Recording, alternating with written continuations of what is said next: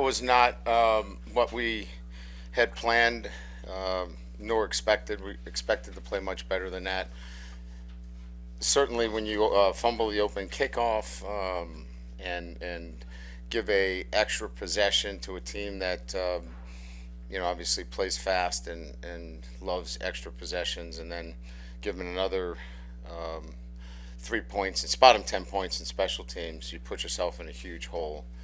That's what we did, and then our details were not very good. I mean, look, I could stand up here all day. That falls on coaching, and that's on me, and I have to coach better. We've got to coach better. We've got to coach our team better. That's the group we have, and we've got to coach them better. Congratulations to Tennessee, and they played well today. They were the better football team, and they certainly deserved the win today. But have to coach this football team better. That's the bottom line. So, questions?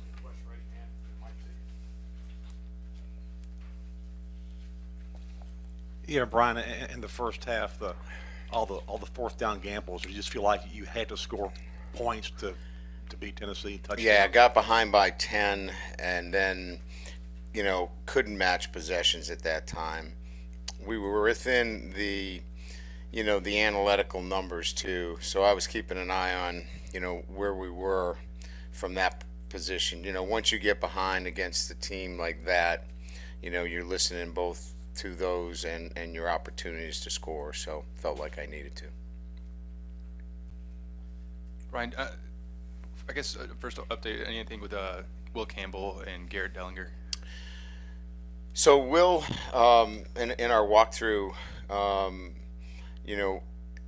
had an episode, and we really didn't know what it was.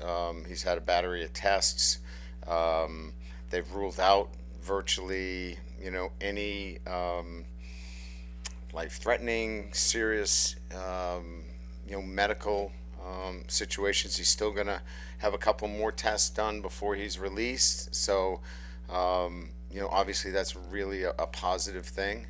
I was told that, some of it may be to do with some dehydration. I don't know that that's the only thing. But certainly that affected our team. The young man went down during a walkthrough, and, EMS is called, and the ambulance is in your, on your field. But our thoughts are with him, and you saw he posted an Instagram. He seemed to be doing pretty good there. Garrett Dellinger, took a blow to the knee. It's a knee strain. We'll get an MRI. He had a knee brace on, but that's the good news. But we'll get an MRI and have more information for you here in the next press conference. In the back in the cameras, Coach, what would be the determining factor to maybe try another quarterback at that position, and what are your assessments of Jaden getting the ball out on time in rhythm to move this offense down the field? So what was the question? Any thought to playing another quarterback, and then Jaden appeared from the field that I had to struggle getting the ball out in rhythm and on time? Yeah, well, we see it differently. Yeah, we think that the one part of the offense that was pretty good today was the quarterback. Yeah. Brian, what exactly happened on the opening kickoff? Looked like you and Coach Bowling were kind of running down, telling Jack to go to the other side, and then obviously. Yeah, so they had a kicker that could move the ball equally at 30 kickoffs, 15 to the right, 15 to the left. So we wanted to set Jack to the side of the kick. Once the ball had blown off the tee, the guy that came to put the hold on the ball came from that side, the left side, so we knew it was going to go to the opposite side. So it just made sense to flip the two of them. And what obviously made a lot more sense was that they decided to kick into the wind, so it was going to be a short kick, and we wanted our best fielder in that situation over there. Unfortunately, it was a little too short, and Jack couldn't get up to it in a timely fashion. Hey, Coach, right here. The running backs in the game with 18 yards, but did it just make it tough for y'all as an offense to stay balanced, to keep them off balance? Yeah. I mean, we had to throw the ball so much, obviously getting behind and, and I didn't mean to be short with you, but, there's so many other things to an offense, right? Our left tackle went down. Our starting left guard's got a broken hand, and then he goes down. We've got a makeshift offensive line battling their tail off, and it's easy to point to the quarterback, but we got behind. He's got to throw every down. They know he's got to throw it down, every down, and so it's hard to be balanced, and it's hard to say, hey, it's one guy. As I said, we got to coach better. Our attention to detail and the details was not very good, and that falls on us as coaches.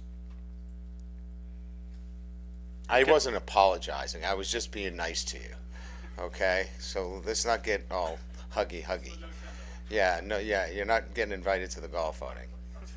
Coach, at this point, do you think there needs to be like a week-to-week change in how special teams is addressed and coached with like multiple weeks of mistakes in different areas? Like we're on double secret probation. I mean, it stinks, right? You can't give up points, right? I mean, Jack Besher's the best guy we have. They put up a pooch kick into the corner. I mean, he's got to haul up there and catch that football. I mean, that's the best guy we got. Now, I'm back there with him, and we're working on those kicks. We didn't execute there. We outkicked our coverage. We bomb one into the wind. We give that returner about a 20-yard separation, and we don't get off. One of our gunners doesn't get off a block. He's the best guy we got. So we just got to coach better. I mean, yes, and maybe we got to simplify some things. So we'll go back and we'll look at special teams, and we'll look if there's things that we got to simplify even more to make sure that those mistakes, because you're absolutely right, you can't spot anybody 10 points and expect to win football games. Coach, after 2 failed fourth down attempts and then 3 incomplete passes, what gave you the confidence to go for it on fourth down going into the end of the half? Necessity. I felt like we had to make something happen in those situations. I'm not somebody that kind of looks at what happened in the past. I still feel confident in my group. It still was a green go scenario for us, and when we look at the analytics, so it was right on the edge. It was a 4th and 10 go. I think it was 4th and 10 in that situation. It was a go in our book. So again, I could have taken a conservative route there. I just felt like we needed to continue to be aggressive. Yeah, hey coach, just on the opposite end, you guys have been pretty solid in the run defense, but just they were able to have some success there. Just what were you seeing in terms of what they were doing? Yeah, again, our details weren't very good. We didn't tackle very well.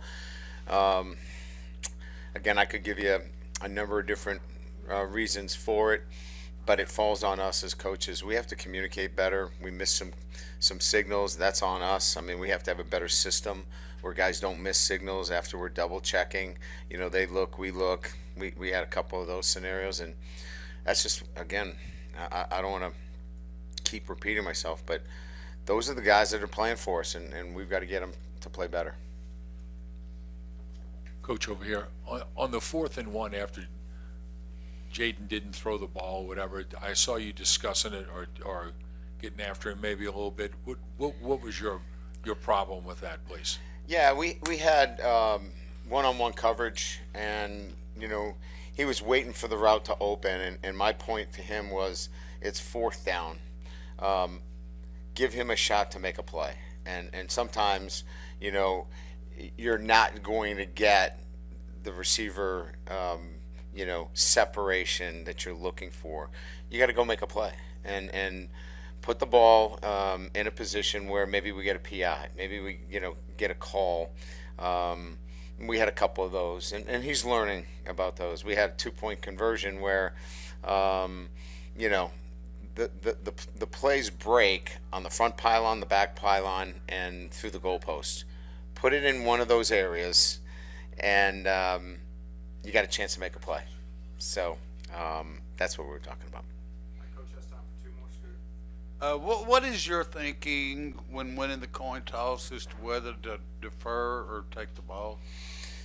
Yeah, I mean, I had that question last week. We deferred last week. I felt like getting our defense on the field against Auburn's offense was the right thing to do. But with this offense, you don't want to give them any more possessions. And so that was what went into my thinking this past week.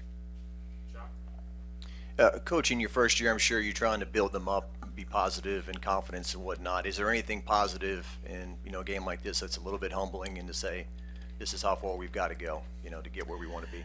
Well, I mean, obviously it allows you to really look at clearly, the areas that you have to support the program in, and certainly, the old line, we don't have anybody walking through that door that's going to change this football team dramatically, right? So we have to focus on ourselves as coaches and do the things necessary to make this team better. We may be slow to the punch in terms of going to 7-man protection to help our offensive line. We're going to have to do some things like that and help this football team. They want to win. They're going to play hard. And so that's why, again, I'll say I like this team. I like the grit in them. I like the way they fight. We've got to do a better job coaching them. All right, thank you.